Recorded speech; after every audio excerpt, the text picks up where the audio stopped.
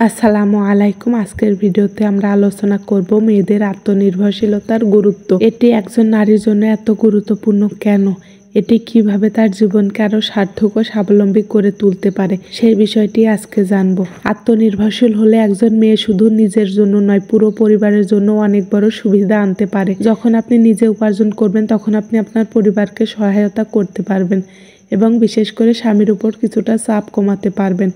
এটি শুধু আর্থিক স্বাধীনতা নয়, একটি আত্মবিশ্বাসী জীবন গড়ার জন্য অত্যন্ত গুরুত্বপূর্ণ। আত্মনির্ভরশীল হতে পারলে আপনি ইচ্ছামতো দান করতে পারবেন। ইসলামে দান করা একটি মহৎ কাজ, কিন্তু যদি আপনি নিজের উপার্জন দিয়ে তা করতে পারেন তবে আরও বেশি সওয়াব এনে দেবে। আপনি যে কোনো মুহূর্তে মানুষের সাহায্যে এগিয়ে যেতে পারবেন এবং তাদের প্রয়োজনীয় অর্থ সাহায্য করতে পারবেন, তখন দেখবেন অনেক ভালো লাগবে। তাই আত্মনির্ভরশীল হওয়া অনেক বেশি গুরুত্বপূর্ণ। একজন আত্মনির্ভরশীল নারী তার প্রিয়জনদের খুশি করতে পারে তাদের উপহার দিয়ে, কিন্তু যদি নিজের কাছে টাকা না থাকে তাহলে ইচ্ছা করলেও বিশেষ দিনে তাদেরকে উপহার দিতে পারি না আমরা, তখন হয়তো আমাদের অনেক খারাপ লাগে। কখনো মা বাবা, শ্বশুর শাশুড়িকে, কখনো স্বামীকে, কখনো বা নিজের বেস্ট ফ্রেন্ডকে, যাদের প্রতি আপনার ভালোবাসা, তাদের চাহিদা মিটিয়ে আপনি ইচ্ছামতো উপহার দিতে পারবেন। আর যদি স্ত্রীর আয়ের উৎস থাকে তবে স্বামীকে কিছুটা হলেও চাপ কমাতে পারবেন।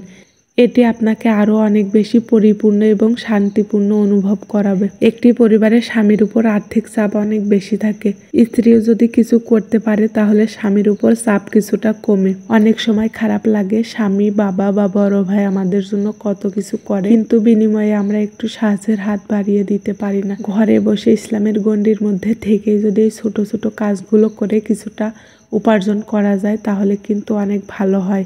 এতে পারিবারিক বন্ধনও ভালো থাকে। আত্মনির্ভরশীলতা একজন নারীর আত্মবিশ্বাস বৃদ্ধি করে। যখন আপনি জানবেন যে আপনি নিজের পায়ে দাঁড়িয়েছেন, তখন আপনি অনেক বেশি স্বাধীন এবং সবার চোখে আরও শক্তিশালী হয়ে উঠবেন। এটি শুধু আপনার জীবনকে সহজ করবে না, আপনার চারপাশের মানুষদেরকেও অনুপ্রাণিত করবে নিজের ছোট ছোট ইচ্ছা পূরণ করা। এই যেমন আমি বই কিনতে ভালোবাসি বা বিভিন্ন ধরনের গাছগাছালি দেখলেই কিনতে ইচ্ছে করে, ফুলের গাছ, কিন্তু অনেক সময় টাকার অভাবে এটা হয়ে ওঠে না। কিন্তু যখন আমরা আত্মনির্ভরশীল হতে পারবো বা আমাদের ইনকামের একটা সোর্স থাকবে, তখন আমরা হয়তো সেটা সাহস করে কিনতে পারবো। সব সময় তো বাবার কাছে বা স্বামীর কাছে চাওয়া যায় না, তাদের উপরেও অনেক আর্থিক চাপ পড়তে পারে। আত্মনির্ভরশীলতার গুরুত্ব তো আমরা জানলাম, কিন্তু পরবর্তী পর্বে আমরা জানবো কিভাবে ঘরের মধ্য থেকে অর্থ উপার্জন করতে পারবো। এটা সব বয়সী মানুষের জন্য উপযোগী হবে।